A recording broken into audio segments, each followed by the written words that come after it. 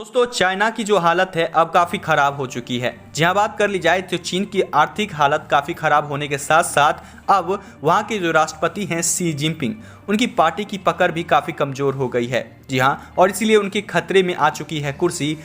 इसको लेकर कुछ बड़ी खबर निकल के आ रही है। हेलो दोस्तों, मेरा नाम है राजीव और आप लोग देख रहे हैं टुडे हिंदुस्तान न्यूज़। जैसा कि आप लोग जानते होंगे कि इस बार हालात 2015-16 की तरह नहीं है। पूरे विश्व भर में चीन की अविश्वसनीयता का सामना करना पड़ रहा है और वहीं उसकी विस्तारवादी और ताकत दिखाने की नीति भी कामयाब नहीं हो रही है। भारत की गलवान घाटी और व्यापारिक मामलों में जवाबी कार्रवाई से उसे जबरदस्त झटका लगा है। जी हाँ दोस्तों, आप लोग जानते होंगे कि अमेरिका के साथ व्यापार युद्ध और फिर कोरोना की वजह से चीन की आर्थिक हालत काफ़ी ज़्यादा खराब हो गई है और ऐसे में वह अपने सैन्य ताकत और व्यापारिक पकड़ की धमक दिखाने की कोशिश कर रहा है। हालांकि जानकारों का कहना है कि चीनी राष्ट्रपति शी जिनपिंग की राजनीतिक और कूटनीतिक पकड़ कमज़ोर हो रही है और उन्हें बड़ा झटका लगा है। भारत की जवाबी कार्रवाई से भी चीन के सुप्रीम लीडर पर भी सवाल उठ रहे हैं।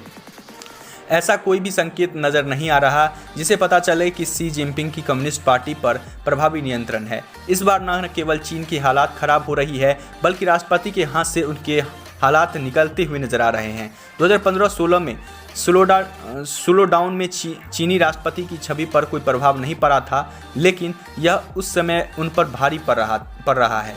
जी हाँ, यह समय उन पर भारी पड़ रहा है और उस समय राष्ट्रपति ने बिना ज़्यादा मेहनत किए अपनी साख बचा ली थी। लेकिन मंदी का सामना कर रहे चीन को इस बार पश्चिमी देशों के भी विरोध का सामना करना पड़ रहा है, जो कि पहले कई मामलों में चीन के साथ रहते थे। अब कोरोना की वजह से चीन की छवि काफ़ी ज़्यादा खराब हो गई है। चीन के एलिट लोग अक्सर पढ़ाई या फिर पर्यटन के लिए पश्चिमी देशों की यात्रा किया करते थे, जो कि अब अपने ही देश में रहने पर मजबूर हैं। चीन की महत्वाकांक्षी प्रोजेक्ट बेल्ट एंड रोड यानी कि बात कर ली जाए तो BRI यानी कि बेल्ट एंड रोड इनिशिएटिव, जी हाँ, इनिशिएटिव को भी जोरदार धक्का लगा है। इस प्रोजेक्ट के माध्यम से वह अपनी राजनीतिक लक्ष्यों को हासिल करना चाहता था। चीन पर आरोप है कि उसे खतरनाक कोरोना वायरस को छिपाया है, पूरे विश्व में फैलाया है। अब देश BRI के मामले में भी कर्ज की रेगुलेशन की मांग कर रहे हैं। वैसे दोस्तों, कई कड़वे अनुभवों के बावजूद भी शी जिनपिंग सांस्कृतिक क्रांति के समय से ही कम्युनिस्ट पार्टी के वफादार माने जाते रहे हैं और उन्होंने अपने प्रयासों से पार्टी को पुनर्जीवित किया।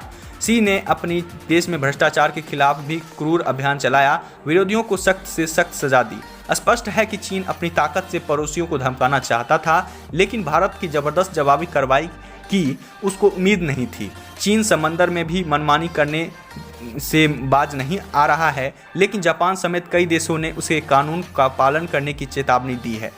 जी हाँ, हांगकांग में लगाए गए प्रतिबंध की वजह से शी जिनपिंग की आलोचना का सामना करना पड़ रहा है। एक छोटे समय के लिए राष्ट्रवाद का ज्वार और उनको बचाए रखने में कामयाब हो सकता है, लेकिन लंबे समय के लिए यह कारगर नहीं होगा। इस समय शी जिनपिंग के लिए अपनी जनता के नज़रों में पार्टी का वर्चस्व बनाए रखना बहुत चुनौतीपूर्ण है।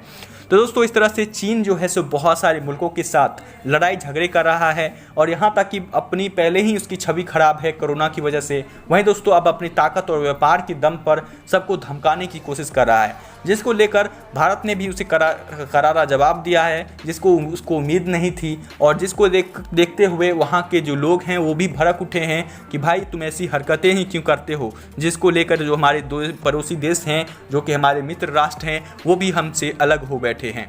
तो दोस्तों, वहाँ के जो लोग हैं इससे काफ़ी ज़्यादा गुस्से में हैं और यहाँ तक कि अब शी जिनपिंग की जो खुद की कुर्सी है उसको लेकर भी खतरा जो है सो बढ़ रहा है और वो उनके अपने लोग ही उसका साथ छोड़ने पर विवश हो चुके हैं।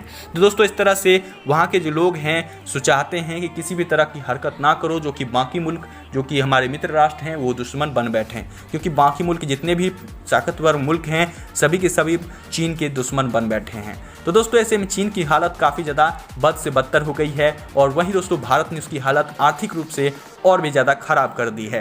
तो दोस्तों, आपको क्या कहना है इस पर नीचे कमेंट्स में अपनी ओपिनियन जरूर शेयर कीजिए। साथ ही दोस्तों, अगर आप इस चैनल पर नए विजिटर हैं तो चैनल को सब्सक्राइब कीजिए और चैनल के साथ बने रहिए।